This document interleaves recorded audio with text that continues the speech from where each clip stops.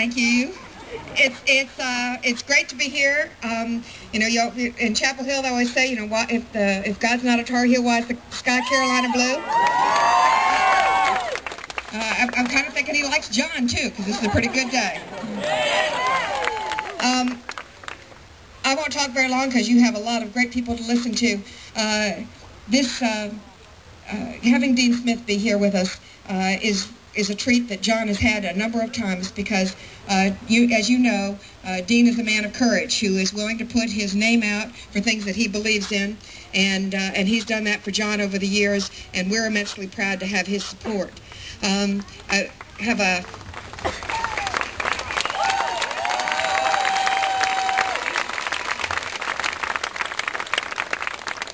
I've gone back through all the things that my parents had collected for a number of years. I've managed to end up with all of them at my house. I was going back through them.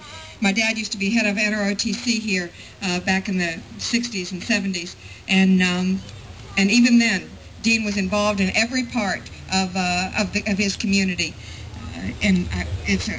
My dad, I have to say, all those years has saved every piece of mail he ever got from Dean Smith. They gave me a bio like I never heard of the guy before. But I hadn't heard this. Ademuli Okulaja, you all remember him, played for Carolina. It's from Germany. He said, Coach Smith taught us to become leaders, to be gentlemen, and to work hard for whatever we try to do. It seems to me that although John was never coached by Dean Smith, I'm sure he regrets that, that he learned exactly the same thing. How to be a leader, how to be a gentleman doing that, and absolutely to work hard at everything he does. He works harder than anybody that I know, so it's almost as if he had time to have learned from Dean over the years. We are enormously proud to have with us Linnea's husband, and from our own staff, Kirsten's dad, Dean Smith.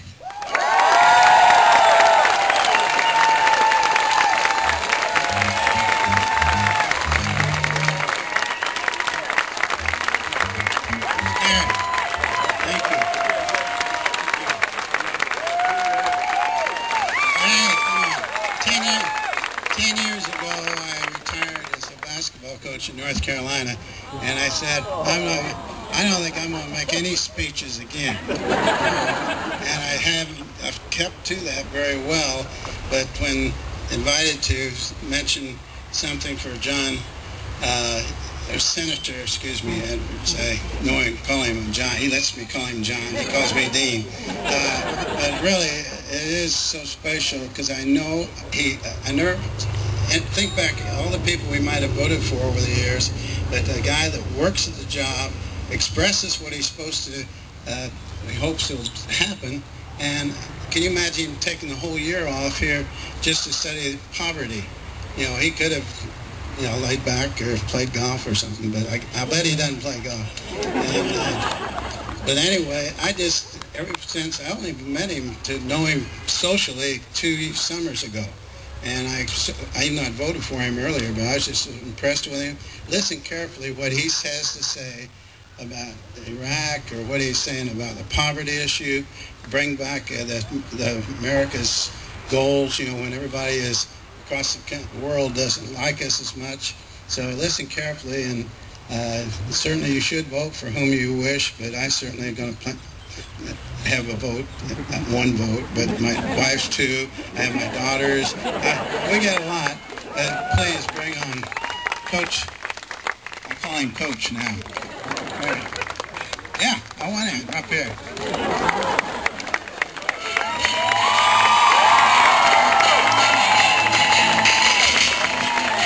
Coach John Edwards, 2 of these pals.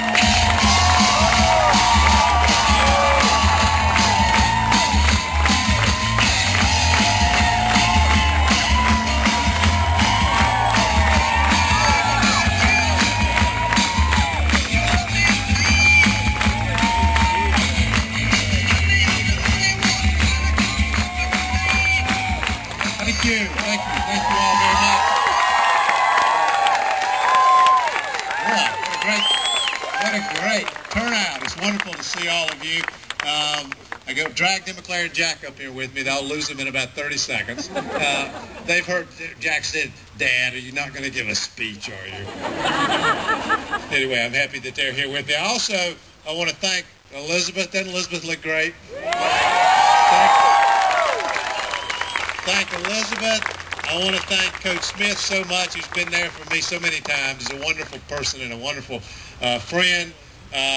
Also, my mother and father are here, but I don't know where they are. They're over here. Just wave. And we're also proud to have with us here today Durham Mayor Bill Bell, who's right here. And Carver Mayor Mark Chilton is right here. And also a personal thank you to Congressman Brad Miller for coming out today. All right, you guys can leave. You can leave. Thank you. Thank you. Thank you all very much. Thank you for coming.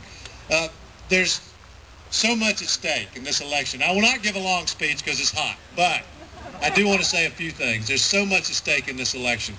You know, you look at what's happening in America and the rest of the world. I mean, we're sending men and women to Iraq to put their lives on the line. My view is that the Congress has a responsibility and a mandate from the American people to force this president to end this war.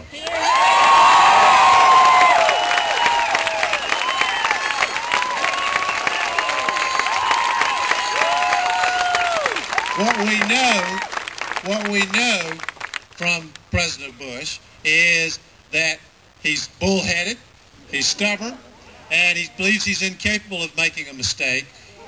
He's made a few. And he will never change course unless he's made to change course. And my view about this is not complicated. We have men and women who are putting their lives on the line in Iraq. Extraordinary, courageous patriots. They deserve us to stand up for them, to stand up for what's right, to not be political, and to force this president to end this war in Iraq.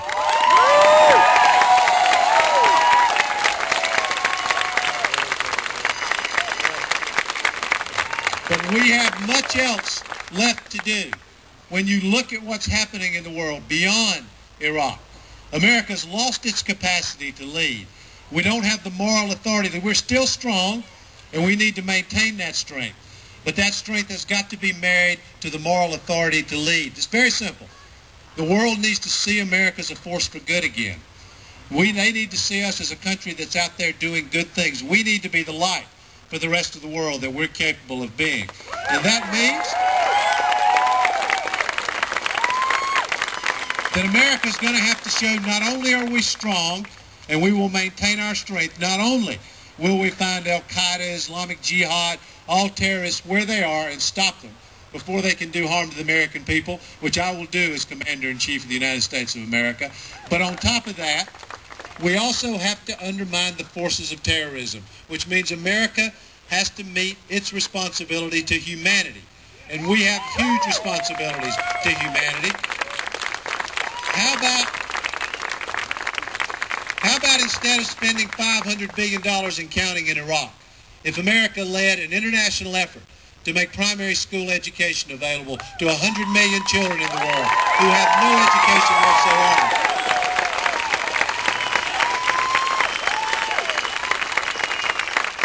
How about if America led an international effort to stop the spread of disease by leading on sanitation, clean drinking water, in the fight for AIDS, the fight against AIDS in the world? How about if America led an effort for economic development in the third world, using tools like micro-lending and microfinance?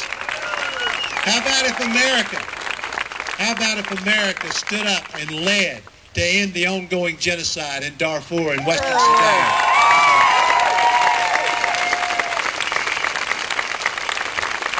And how about if America led the way in dealing with the crisis of global warming?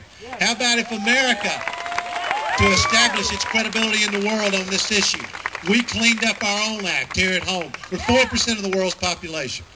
We emit 25%